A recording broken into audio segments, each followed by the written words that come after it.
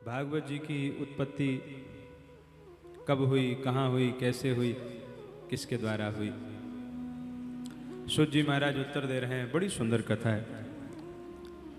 द्वापर के अंत में भगवान श्री हरि नारायण, साक्षात भगवान श्री हरि नारायण श्री वेद व्यास जी के रूप में प्रकट हुए। भगवान वेद व्यास जी के रूप में साक्षात भगवान श्री हरि नारायण का प्रागट्य हुआ।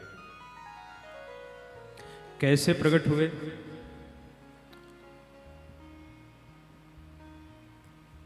ये कथा विस्तार से श्रीमद् देवी भागवत में इसका वर्णन है।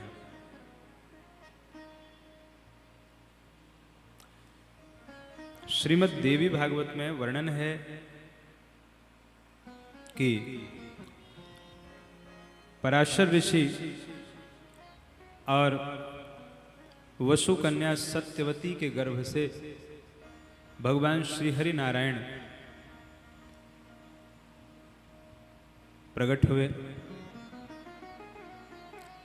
एक बार पराशर ऋषि यमुना जी के तट पर आए और उन्होंने एक मल्लाह से कहा कि हमें जमुना जी के उस पार कर दो। मल्लाह ने अपनी बेटी सत्यवती को कहा कि तुम महाराज जी को अपनी नाव में बैठा करके जमुना जी के उस पार कर दो। तो वह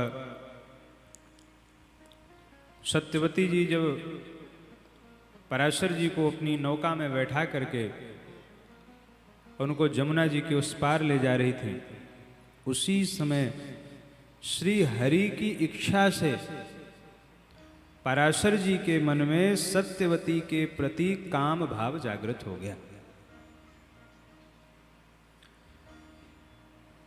पराशर ऋषि ने उनसे अपने मन की बात बताई। देवी, मेरे मन में न जाने क्यों लेकिन तुम्हारे प्रति रति का भाव उत्पन्न हो रहा है। आज तक किसी अप्सरा को देख करके भी मेरे मन में काम भाव उत्पन्न नहीं हुआ। जरूर इसमें भगवान श्री हरि नारायण की ही इच्छा है। हो सकता है भगवान श्री हरि नारायण तुम्हारे गर्भ से प्रकट होना चाहते हो, इसीलिए उनकी इच्छा से मेरे मन में यह भाव आया है। तो सत्यवती ने कहा कि महाराज, मेरे शरीर से तो दुर्गंध आती है, मछली की दुर्गंध आती है, और आप इतने बड़े महात्मा हो। पहली बात, हमारा और आपका अनुरूपता नहीं बनेगी। दूसरी बात, यदि मैंने आपके साथ रति कर ली तो विवाह के पूर्व मेरे संतान हो जाएगी, फिर मुझसे विवाह कौन करेगा? पराशर जी ने कहा, मैं तुम्हें आशीर्वाद दे रहा हूं कि आज से तुम्हारे शरीर से मछली की गंध नहीं आएगी। आज से तुम्हारे शरीर से ऐसी सुगंध निकलेगी कि 1 योजन तक तुम्हारे शरीर की सुगंध फैलेगी। इसलिए आज से तुम मत्स्य गंधा नहीं, आज से तुम योजन गंधा इस नाम से विख्यात होगी। यह आशीर्वाद दिया। इसी सुगंध को देख करके ही तो बाद में शांतनु जी भ्रमित हो गए थे। फिर शांतनु जी और सत्यवती का विवाह हुआ था। वो कथा विस्तार से आगे फिर कभी सुनावेंगे। दूसरा, पराशर जी ने आशीर्वाद दिया कि मैं आशीर्वाद देता हूं कि तुम्हारा, भले ही मेरे साथ तुम्हारा संसर्ग होगा, पर तुम्हारा कौमारत्व है वह भंग नहीं होगा। यह भी मैं आशीर्वाद दे रहा हूं। तब पराशर जी और सत्यवती का संसर्ग हुआ। यमुना जी के द्वीप में संसर्ग हुआ और उसी समय साक्षात भगवान श्री हरि नारायण ही वहां पर श्री कृष्ण द्वैपायन वेद व्यास जी के रूप में प्रकट हो गए। बोलिए श्री वेद व्यास जी महाराज की। यमुना जी के द्वीप में जन्म हुआ इनका, इसलिए द्वैपायन कहलाए। द्वैपायन, द्वैपायन क्यों कहलाए?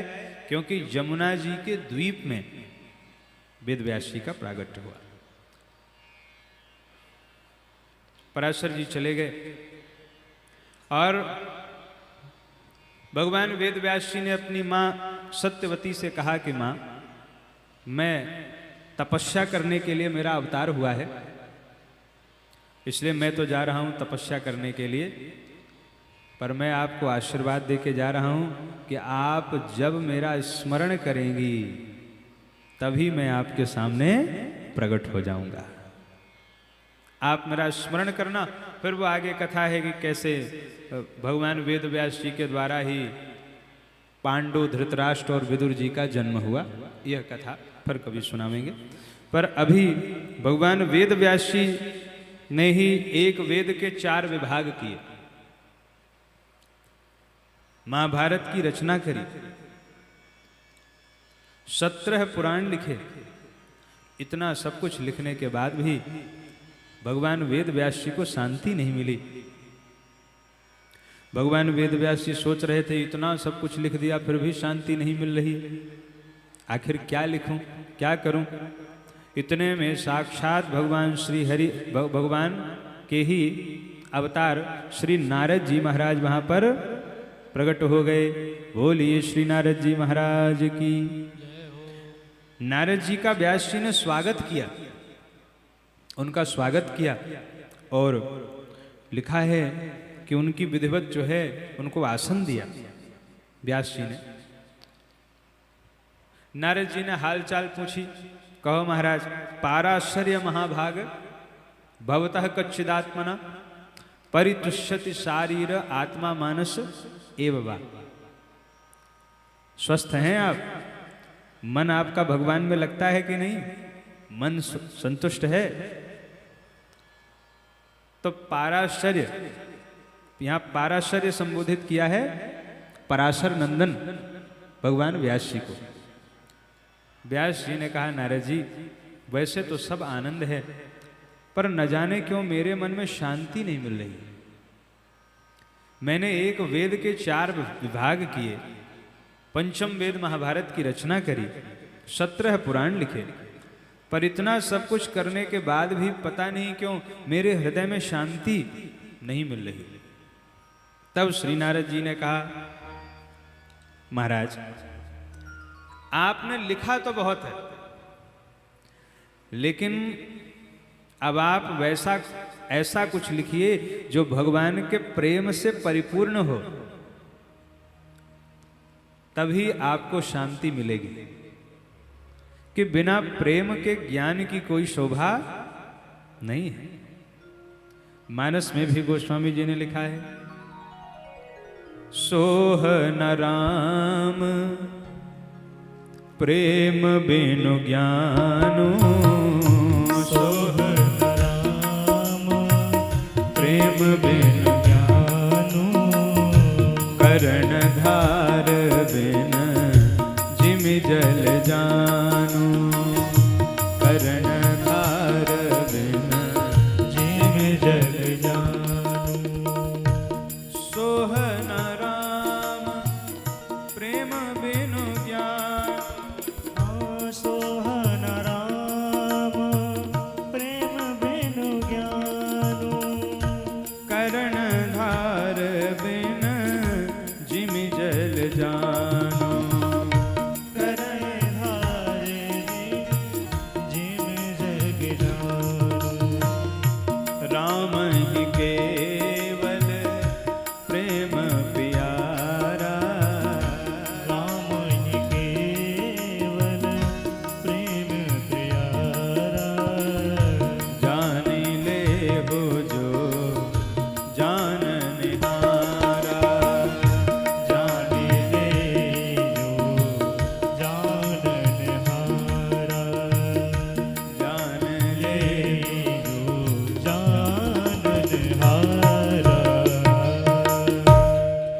नयद्वचश्चित्रपदं हरेर्यशो जगत्पवित्रं प्रगृणीत कर्हिचित् तद्वायुषं तीर्थमुशन्ति मानसा न यत्र हंसा निरमन्तु शिक्षया। नारद जी ने बड़ी सुंदर बात कही। नारद जी ने कहा कि किसी की वाणी भले ही कितनी अलंकार से युक्त हो, कितनी ही व्याकरण सम्मत हो, लेकिन अगर भगवान का प्रेम नहीं है तो संत जन उस वाणी को वायस तीर्थ के समान त्याग देते हैं। अब ये वायस तीर्थ क्या है? वायस माने होता है कौवा, कौवे का तीर्थ। तो कौवा कहाँ रहता है? कौवा ज्यादातर घूर पे बैठता है, जो गंदगी इकट्ठी हो जाती है उसको गांव की भाषा में घूर कहते हैं। उसी में कौवा बैठता है और उसी में चोंच से नोचता रहता है, उसी को वायस तीर्थ कहा गया है। तो नारद जी कह रहे हैं कि जो संत जन होते हैं वे उस वाणी को ऐसे ही, उनके लिए वह वाणी वायस तीर्थ के समान है जिसमें भगवान का प्रेम न छिपा हुआ हो। कितनी सुंदर बात कह रहे हैं। और जिस वाणी में भगवान का प्रेम हो वो भले टूटी फूटी हो, ग्राम्य भाषा में हो, पर संत जन उसमें रमण करते हैं। गोस्वामी तुलसीदास जी ने ग्राम्य भाषा में श्री रामचरितमानस लिखा तो संतों में सिरमौर हो गए। क्यों? क्योंकि प्रेम की प्रधानता थी। तो नारद जी ने कहा अब आप अपने से कुछ मत करिए, जो भगवान लिखवाना चाहें अब आप वह लिखिए। वेद व्यास जी गए अपने आश्रम में और भगवान का स्मरण किया, उनका चिंतन किया। उसके पश्चात हृदय में भागवत की भागीरथी प्रकट हो गई। भगवान वेद व्यास जी बोलते गए और गणेश जी महाराज लिखते गए। देखते देखते 18,000 श्लोकों से युक्त दिव्य श्रीमद् भागवत ग्रंथ लिख करके तैयार हो गया। और फिर यही श्रीमद् भागवत की कथा भगवान वेद व्यास जी ने अपने प्रिय पुत्र सुखदेव जी को सुनाई।